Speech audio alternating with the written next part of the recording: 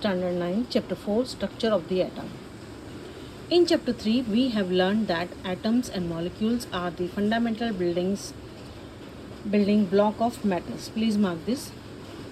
Atoms and molecules are the fundamental building blocks of matter. The existence of different kinds of matter is due to different atoms constituting them. So, what makes the atom of one element different from the atom of another element? A major challenge before the scientists at the end of 19th century was to reveal the structure of atom as well as to explain its important properties. So first indications that atoms are not indivisible comes from studying static electricity and the condition under which electricity is conducted by different substances, charged particles in matter. From these activities, we can conclude that on rubbing two objects together, they become electrically charged. It was known by 1900 that atom was indivisible particle but contained at least one subatomic particle, the electron, identified by J.J. Thomson. Even before the electron was identified, discovered the presence of new radiation in a gas discharge and is called them as canal rays. It seemed that atom was composed of protons and electrons.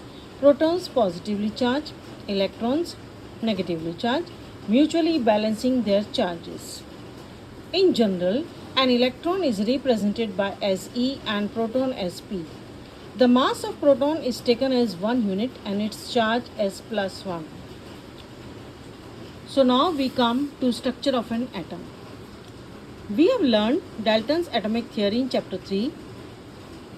Atoms was indivisible and indestructible, but discovery of two fundamental particles, electrons and protons inside the atom, led to the failure of this aspect of Dalton's theory.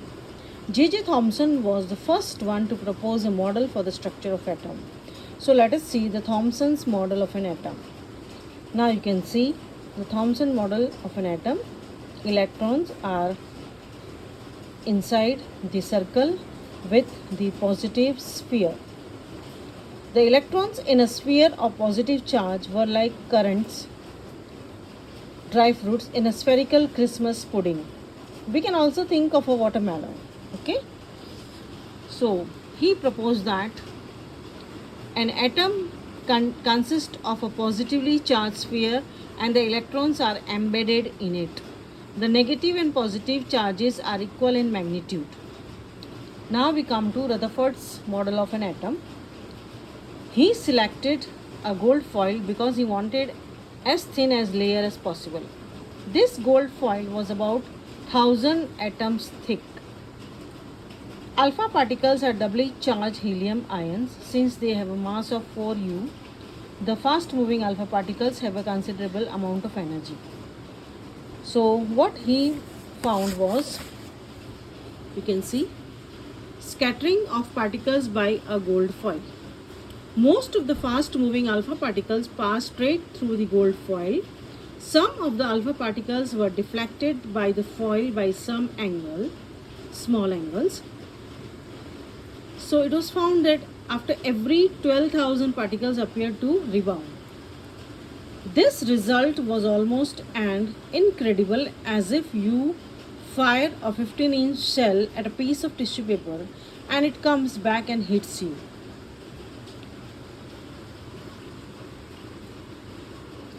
Most of the space inside the atom is empty. This was the conclusion of Rutherford's, because most of the alpha particles pass through the gold foil without getting deflected.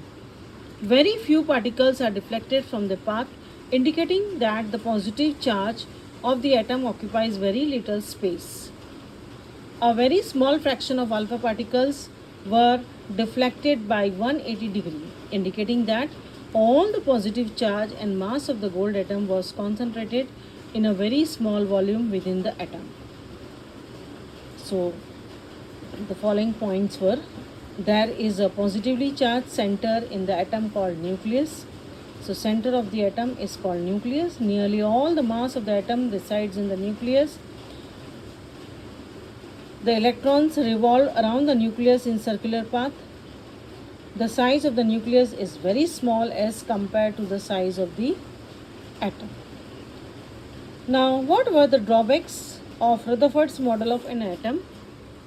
Only certain special orbits known as discrete orbits of electrons were allowed inside the atom. While revolving in discrete orbits, the electrons do not radiate energy. These orbits or shells are called energy levels.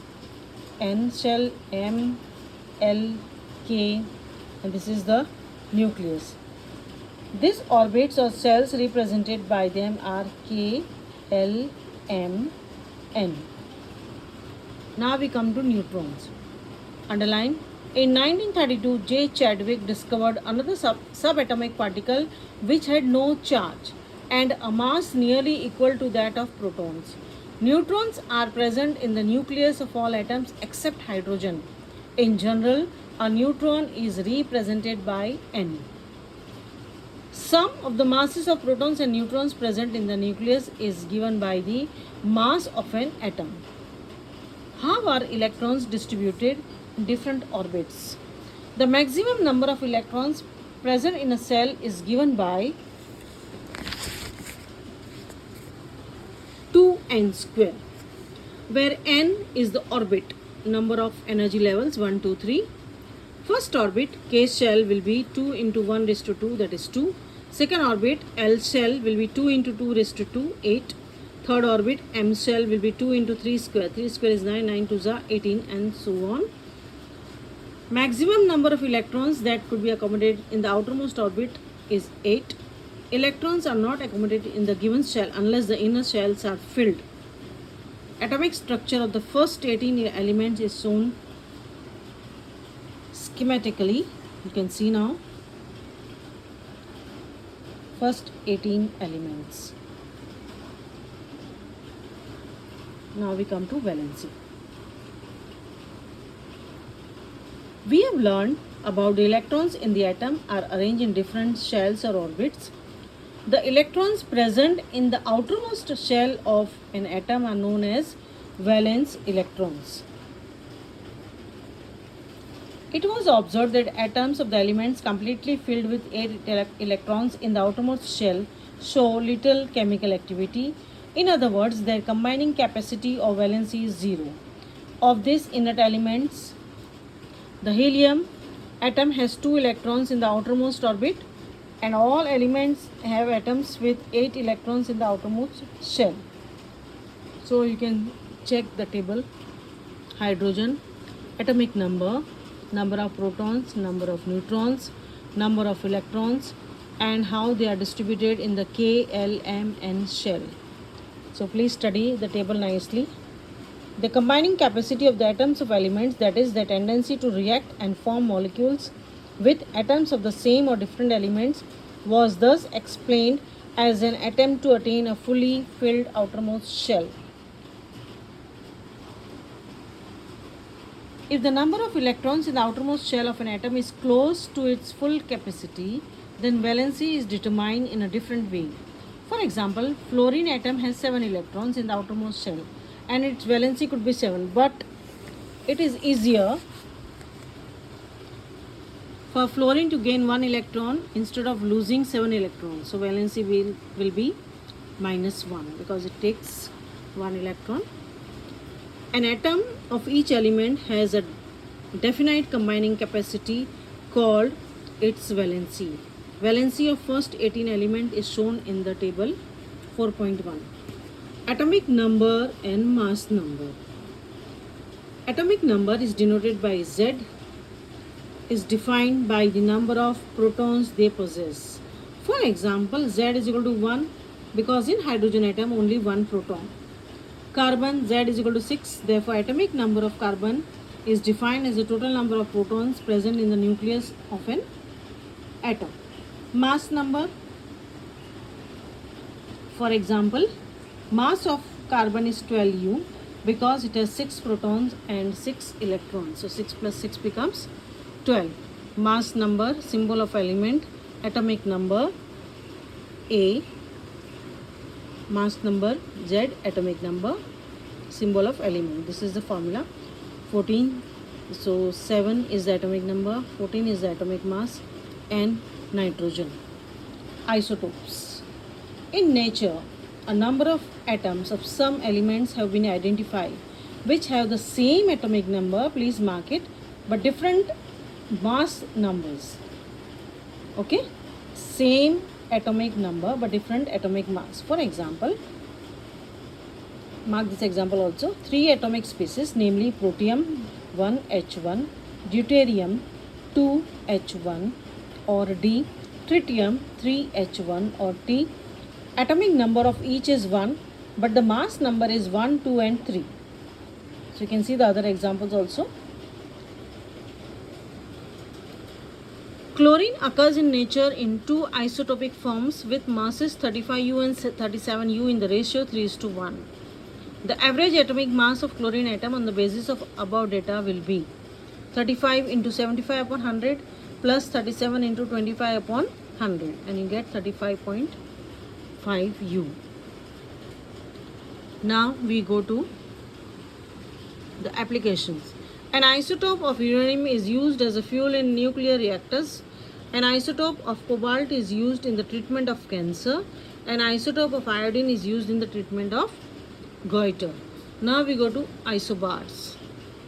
Atoms of different elements with different atomic numbers which have the same mass number, opposite of isotopes, are known as isobars. Please mark it. So now we will see what we have learned. Credit for the discovery of electron and proton goes to J.J. Thomson, E. Goldstein.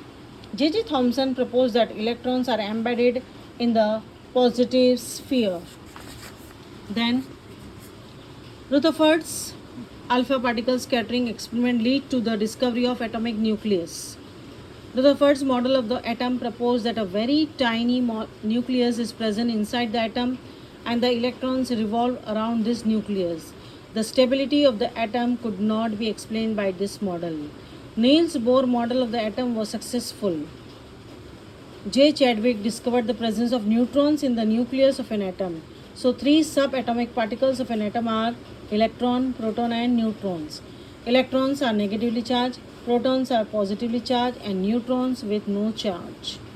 Shells of an atom are designated as KLMN.